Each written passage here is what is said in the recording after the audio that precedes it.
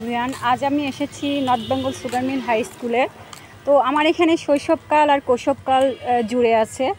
তো আমি আপনাদেরকে আসলে দেখাচ্ছি এখান থেকে শুরু। আমরা যখন এখানে লেখাপড়া করছি তখন এই ইট দিয়ে এসব গাঁথনি ছিল না, তো এখন নতুন করে এটা বানিয়েছে। তো আমরা যখন লেখাপড়া করছি তখন এগুলো ছিল না, তখন এখানে ফাঁকা মাঠ ছিল। এই রিসেন্টলি এটা বানিয়েছে। তো এই যে কতগুলো গাড়ি এখানে,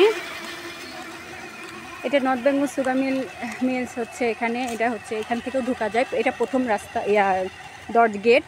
এটা প্রথম গেট। ওইদিকে আরও মেলা গেট আছে। তো এই যে এখানে যত গাড়ি, গোপালপুরের যত গাড়ি, এখানে মাইক্রো গাড়ি ভাড়া এখানে পাওয়া যায়। এখান থেকে ভাড়া নেয়, কার হোক মাইক্রো হোক সব এখান থেকে ভাড়া নেয়। তো এখানে সব থুয়ে দেয়, যার যখন মন চায় তখন সে ভাড়া নেয় আর কি। এটা sugar mill, North Bengal sugar mill school. আমি এই স্কুলে পড়ালেখা করছি, এই স্কুলে লেখাপড়া করছি।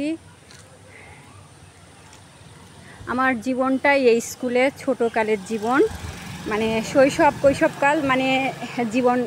আমি মানে শৈশবকালের ছোটোকালের জীবনের কথা মনে পড়লে আসলে অনেক এখন মনে হয় যে ছোটোই মনে হয় ভালো ছিলাম, বড় কেন হলাম।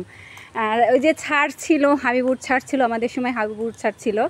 তো হাবিবুর স্যারকে দেখতাম যে দুটো লাঠি নিয়ে ঘুরতো, বারান্দায় সমানে ঘুরতো। আমরা লেখাপড়াও করছি, অনেক মজা করছি, বান্ধবীরা মিলে আনন্দ করছি, মজা করছি। তারপরে একরামুল স্যারকে দেখতাম লাঠি দিয়ে ধরে পিটাইতো, যদি লেখাপড়া না পারতো, না ধরলে সব বাড়ি পিটন দিত। এই যে আজকে আমি আসছি স্কুলে, অনেক দিন পর। স্কুলটা মনে হয় আজকে বন্ধ। তো যাই হোক, এখন এই স্কুলে আমি লেখাপড়া করছি ছোটোর থেকে। আমার এই স্কুলে শৈশব কৈশোরকাল ছোটোকাল ওই রাস্তা দিয়ে আমি যেতাম, ওই রাস্তা দিয়ে। তো এই যে এই স্কুলে অনেক আমার স্মৃতি আছে, অনেক স্মৃতি। আর যখন আমি লেখাপড়া করছি তখন এই যে এগুলো ছিল না, এগুলো এই রুমটা ছিল না, মানে এই রুমটা, এগুলো ছিল। তো আমার এই sugar mill, North Bengal sugar মিলটা 1987 সালে স্থাপিত হয়। তো আমরা অনেক পরের ব্যাচ, অনেক 2000-এরও কত পরে ব্যাচ আমরা। তো যাই হোক, এই যে আমি এখন এই যে এখানে আসছি, এসে দেখেন আমরা ওই ছাদে যেতাম, আনন্দ করতাম, ওই মজা করতাম, এই দোতলাতে হাঁটতাম, এই বেলকুনিতে। তারপরে বান্ধবীরা বসে থেকে গল্প করতাম, এই ক্লাস করতাম। জীবনে কোনো দিন ক্লাস মিস করি নাই, ক্লাস করছি। একটা মিস করলে স্যারেরা বকা দিছে যে ক্লাস করা লাগবে। ফিরোজ আপা একটা কথা বলতো যে শোনো, আজকে তোমরা বান্ধবীরা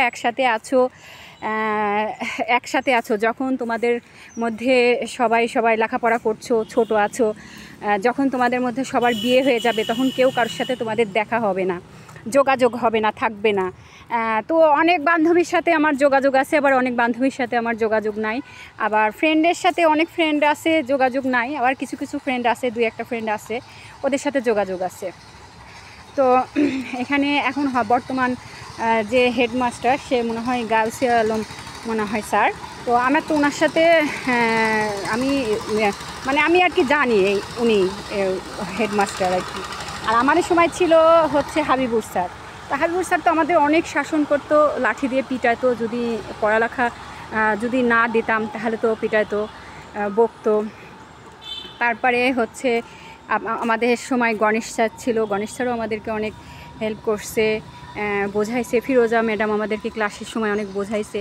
তবে আমরা ক্লাসটা মিস করি নাই। তবে মনে হয় স্যারেরা আজকে আছে নাকি বন্ধ নাকি জানি না।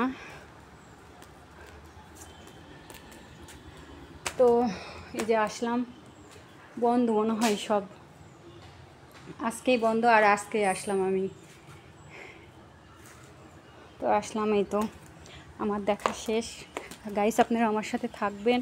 আর ওখানে এখন বর্তমানে বসার জায়গা করছে, এই জায়গাতে বসার জায়গা করছে, আগে ছিল না। এখন এই গাছপালাও প্রচুর লাগিয়েছে, আমাদের সময় ছিল না। তো আমি ব্যাগ নিচ্ছি, স্যারেরা মনে হয় নাই, তাহলে ভিতরে যে ল্যাবটা কি আজকে বন্ধ, ছুটি। তো এই যে দেখাচ্ছে, আমরা ওই রাস্তা দিয়ে যেতাম, ওই দিক দিয়ে যেতাম। তাই আমার যত ছোটোকালের জীবন আমার এখানে আমরা এখানে বসে থাকছি, ভিতরে ক্লাস করছি। আর স্যারেরা আমাদের প্রত্যেকটা স্যার, হাবিবুর স্যার, তারপরে একরামুল স্যার তো মারা গেছে, আল্লাহ তাআলা তাকে বেহেশতেবাসী করুক, তাকে পরকালের জন্য আল্লাহ তাআলা তাকে বেহেশতেবাসী করুক। তো যাই হোক, হচ্ছে প্রত্যেকটা স্যার আর প্রত্যেকটা স্যারের প্রতি আমার শ্রদ্ধা থাকবে, সম্মান থাকবে, ভালো স্নেহ থাকবে, সব কিছুই থাকবে। স্যারদেরকে দীর্ঘ কাল বাঁচায় রাখুক। আর কিছু কিছু স্যার মারা গেছে, ম্যাডাম মারা গেছে, অনেক ম্যাডাম মারা গেছে। তো তাদেরকে যারা মারা গেছে তাদেরকে বেহেশতে বাসী করুক। তারা ওই কালে যেন আল্লাহ তাআলা তাদেরকে আত্মা শান্তিতে দেয়, শান্তিতে রাখে, ভালো রাখে। আর যারা বেঁচে আছে তাদের জন্য আল্লাহ তাআলা, যেসব স্যারদের জন্য আমি শিক্ষা গ্রহণ করেছি, শিক্ষা হচ্ছে জাতির মেরুদণ্ড। তো আমি যাদের জন্য শিক্ষা গ্রহণ করেছি, যারা আমাদেরকে দু হাতে কলমে শিক্ষা দিয়েছে, তো তাদেরকে আল্লাহ তাআলা বাঁচিয়ে রাখুক। আসলে মানুষের মৃত্যু তো বলে কয়ে আসে না, কখন যে কার মৃত্যু হয় কেউ বলতেই পারে না। আর হঠাৎ করে আমিও মারা গেলাম, হঠাৎ করে স্যারের মৃত্যু তো বলে কয়ে আসে না। তো হচ্ছে যাই হোক, রাখি, আলবিদা।